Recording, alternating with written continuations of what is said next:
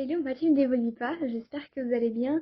On se retrouve pour l'épisode 2 de BBO Blabla Organisé. Et aujourd'hui, on va parler... comment on devrait décrire ce mot? Be stuck. On n'a plus d'idées, ou en tout cas c'est le mot qu'on revoit le plus dans les vidéos du monde de dating. Transition ideas if you're stuck. Les idées de transition quand vous n'en avez plus. C'est, je pense, un moment qui arrive à toutes les personnes qui éditent. Au bout d'un moment, on ne sait plus quelle idée faire, quelle transition faire. Ça peut arriver si on en fait beaucoup, si l'édit est long, ou si on a beaucoup travaillé les premières et qu'on ne sait plus parce que on a un peu tout donné aux premières transitions. Donc aujourd'hui, installez-vous, on va faire tout ça sous forme de pour ou contre, avec une première partie sur est-ce qu'on devrait arrêter l'édit. Alors arrêter l'édit pas complètement, puisque ça serait un peu plus... Ce serait pas logique, je pense, parce que arrêter l'édit parce qu'on n'a pas trouvé des idées, bon, c'est pas fou. Surtout si en vrai c'est des édits quand même qu'il faut faire assez régulièrement, bon, on peut pas trop faire ça. Mais ça serait plus dans le sens prendre une pause sur l'édit. Et puis en deuxième partie, on verra comment trouver, regarder les idées de transition. Est-ce que c'est une bonne chose à faire? Voilà, le sujet est lancé et je pense qu'on est prêt à en parler. Alors sur cette première partie, donc le fait d'arrêter l'édit. Premièrement, on va commencer par le pour. Je pense que faire une pause sur l'édit, c'est bien. Ça peut être vraiment quelque chose de bénéfique. On l'a vu dans l'épisode faire des pauses. C'est bénéfique, on a vu beaucoup de bienfaits. Mais je pense aussi que sur ce côté-là, quand on n'a plus d'idées, le fait de s'arrêter un peu, ça nous permet de pas trop réfléchir. De pas trop se dire ah oui, mais il faut que je trouve, ok, je vais faire ça, etc. De manipuler un peu des formes, des photos, tout ce que vous voulez, des overlays, des PNG, tout. On va peut-être commencer à trop réfléchir sur quelque chose qui au final, normalement, les transitions ça se fait comme ça vient au fur et à mesure, ou des fois on a vu qu'on pouvait faire des plans edits, des fusions d'idées, on a vu plein de petits trucs. Donc oui, pour moi, ça permettrait quand même d'arrêter de trop penser sur ça. En deuxième argument, je dirais que ça nous permettrait de gagner du temps. Parce qu'en effet, quand on regarde trop, quand on cherche trop à trouver une transition, on peut perdre du temps, comme je dis, à manipuler tous les petits trucs et à chercher la petite bête, alors que la petite bête, c'est juste la pause. Donc je pense que ça peut vraiment nous laisser plus de temps sur un truc qui va pas nous aider.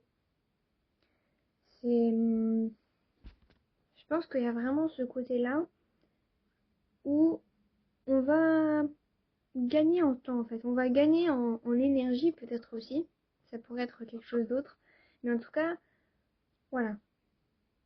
On y voit plus le temps passer d'une meilleure manière. Ou en tout cas de la façon dont on aimerait le passer.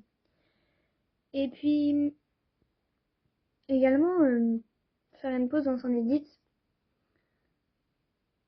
ça peut être une baisse de confiance en ses edits, en son travail, parce qu'on va se dire, je suis pas capable de trouver une transition. Je suis pas capable de juste faire les idées, etc. Après, ça dépend de son niveau, encore une fois, mais il y a ce côté un peu... je suis censée faire des idées, je suis censée réussir, et j'en ai fait plein, donc pourquoi là, j'y arrive pas? Et je pense que ça peut être vraiment quand même quelque chose d'impactant. Sur le coup, quand j'en parle, ça n'a pas l'air non plus hyper impactant. Mais je pense que sur les choses en soi, il y a ce côté où ça peut être un peu compliqué de dire bah j'arrive pas à finir mon disque, je trouve pas d'idée. Mais pour le contre, on a un avis plutôt tranché sur la chose. Pour le contre, il faut pas arrêter, il faut continuer jusqu'à ce qu'on le finisse. Ou entre guillemets, autant qu'on le peut, mais c'est pas une idée de transition qui doit nous dire on arrête tout. Donc ici on y retrouve donc beaucoup de confiance parce qu'on se dit ok, je vais pas arrêter parce que je vais y arriver, je sais le faire, je crois en moi. Et donc on a beaucoup de confiance sur ça parce qu'on se dit bah je vais pas arrêter mon étude sur ça. Non, je vais continuer, je vais avancer et il n'y a pas moyen. Donc du coup, je pense que ce côté-là, ça donne confiance en soi parce que ça nous aide et que ça nous... Le fait en fait de se défier, ben, je pense que c'est vraiment un sentiment, une sensation qui est énorme et qui peut beaucoup apporter. En tout cas, pour moi, je sais que des fois, voilà, quand j'ai pas trop d'idées, que je sais pas trop où mettre, je sais pas trop quoi faire, je fais ça aussi, et je me dis non, j'arrête pas, je continue, je vais trouver. Bah, c'est génial parce que on peut se sentir bien de dire j'ai continué, j'ai pas arrêté là. Également, quand on, on décide de faire une pause sur Reddit, je pense qu'il y a ce côté où on peut louper quelque chose. Ça peut vraiment faire référence à la fusion d'idées, mais si on arrête Reddit, bah ça se trouve, on va perdre une idée qui était bien.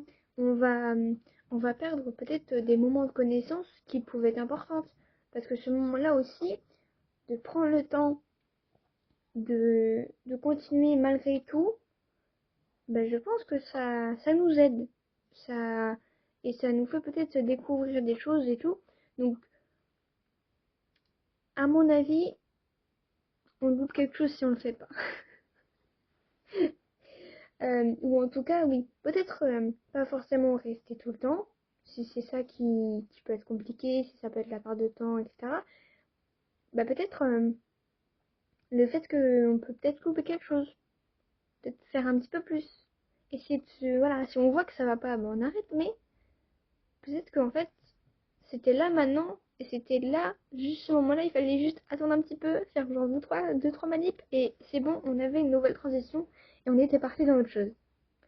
Bon, également, on a quelque chose qui se rassemble beaucoup à ça aussi, c'est le fait qu'on a la créativité. Quand on n'arrête pas l'édit et qu'on essaie de trouver des transitions, notre créativité, elle est boostée, elle est stimulée, elle est tout ce que vous voulez. Et je pense que ça l'aide énormément parce que juste, on laisse notre cerveau réfléchir et trouver des façons, on laisse notre cerveau quand on a plus d'idées, on reste pas non plus devant la photo, devant notre edit, on ne le repasse pas 40 fois. On regarde un peu les effets, on regarde un peu les formes, les trucs, les machins. On essaie de trouver quelque chose. Et du coup, notre créativité, elle est amenée à avoir plein de petits trucs. Et elle peut des fois assembler des choses et faire des transitions qu'au final, on ne pensait pas faire. La créativité, je pense que elle a une grande place dans, dans le fait de ne pas abandonner l'édite et de continuer malgré tout. Et je trouve ça assez intéressant quand même. Et, et c'est à tester. C'est à essayer parce que c'est fou, je pense. C'est, on laisse notre cerveau juste faire les choses. Et ça, c'est beau de se dire que le cerveau réussit à faire des choses et nous fait faire des transitions qui, au final, on pensait, ça se trouve, ne jamais faire ces transitions-là ou ne jamais les connaître parce que on n'avait pas laissé notre cerveau le faire. Et ça se trouve, elles sont hyper bien dans l'edit et elles fit l'edit trop bien. Et voilà, et ça peut aussi nous laisser aussi regarder l'image et se dire qu'est-ce qu'on verrait pour cette photo, qu'est-ce qu'on verrait pour cette partie-là du dos, qu'est-ce qu'on verrait en fait. sur cet edit-là. Et cette partie-là, je trouve qu'elle est vraiment intéressante. Alors, au niveau de la deuxième partie, donc le fait de chercher sur YouTube, chercher sur d'autres applications, des idées de transition, des idées d'édit. Ça peut être intéressant parce que ça peut permettre, donc dans ce cours, d'avoir de nouveaux edits. C'est-à-dire qu'on va avoir un peu de toucher à différents styles, des nouveaux styles qu'on ne sait pas forcément faire. Parce que juste on était dans nos idées à nous, on faisait nos transitions à nous, et souvent quand on a son style, je trouve qu'on est très stock. On a vraiment genre, on a son style, c'est notre truc, c'est fini, on n'a plus rien d'autre. Et souvent, c'est difficile de vraiment tester d'autres styles, ou en tout cas de passer d'un style à un autre. Il faut dire, ok, je vais faire un edit de ce style-là aujourd'hui, mais faire un edit de plusieurs styles, c'est déjà un peu plus compliqué. Il faut que ce soit un edit un peu plus long parce que chacun doit montrer un peu ce qu'il sait faire en fait. Donc voilà. Et surtout que en fait on master tous les styles, c'est un peu compliqué je pense. Ça se peut, tu peux connaître un peu partout. Après, je pense que t'as toujours une façon, enfin, quand t'es entré dans le monde de l'e-writing, euh, on a tous commencé quelque part et commencé par un style. Moi, je sais que j'ai commencé par les trucs vraiment des photos, les petites transitions et c'est fini. Et après, j'ai vite baigné dans les transitions. C'est vrai que très vite, j'ai baigné dans ça. Et donc, ça fait 4 ans, 5 ans, 4 ans. 4 ans que je fais les transitions. Donc forcément, je master bien plus ça que d'autres styles que j'ai découvert il y a un an. D'autres styles qui continuent de grandir, des styles qui arrivent et tout, et qu'on découvre aussi au fur et à mesure. Ensuite, je pense que ça nous laisse découvrir de nouvelles personnes qui, des fois, je trouve que les éditeurs, c'est quelque chose. C'est autant tes édits et ta personne, c'est important, mais ce que font les autres, je trouve que c'est autant important. Alors bon, ça c'est un autre truc qui, qui sera dans les arguments contre, mais il y a ce côté où du coup ça nous fait connaître de nouvelles personnes. Donc après, si on va un peu plus loin, ça nous fait avoir des conseils d'autres personnes, ça nous fait avoir d'autres styles, mais juste qu'on les voit, qu'on ne fait pas. Ça nous permet de connaître des personnes qui connaissent des personnes qui connaissent des personnes. Donc après, on a un peu, on build un peu une communauté, on connaît des gens, on voit des façons de faire différentes. Et d'ailleurs, en parlant de façon de faire, c'est ça aussi, c'est qu'on va voir comment les personnes elles pensent leurs edits. Quand on regarde quelque chose, quand on regarde un edit de transition, selon le style, selon selon ce que le niveau de la personne, son background, entre guillemets, d'éditeur, ça nous permet de vraiment voir différentes façons. Par exemple, il y a beaucoup de personnes qui vont utiliser beaucoup d'overlay, d'autres qui vont utiliser beaucoup de PNG, d'autres qui vont utiliser beaucoup de formes, etc. D'autres qui vont utiliser que les photos. Et du coup, ça nous fait voir que, ah tiens, en fait, les gens ils font comme ça. Ou par exemple, ce qui peut être intéressant aussi, c'est de voir comment les gens ils font leur transition et comment ils te présentent, comment ils te montrent. Des fois, il y en a qui présentent juste leur transition, qui disent juste, bon, hop, vous voulez les idées, les voilà. Et il y en a qui font attention à dire un peu leurs inspirations, comment ils ont fait, ou qui mettent au moins un peu comment ils ont fait. Des fois, les tutoriels, les idées de transition avec des tutoriels. Et ça, c'est encore un autre débat, je pense. mais mais c'est vraiment cool parce que tu vois, des fois, tu peux voir la transition et tu dis, ah ouais, la personne, elle l'a fait comme ça. Et au final, toi, tu vas la prendre et tu vas la faire dans l'autre sens. Moi, j'aime beaucoup faire ça. Regardez un peu ce que les autres, ils font. Regardez un peu comment ils font leur transition. Et après, faire en fonction des idées que j'avais déjà et tout.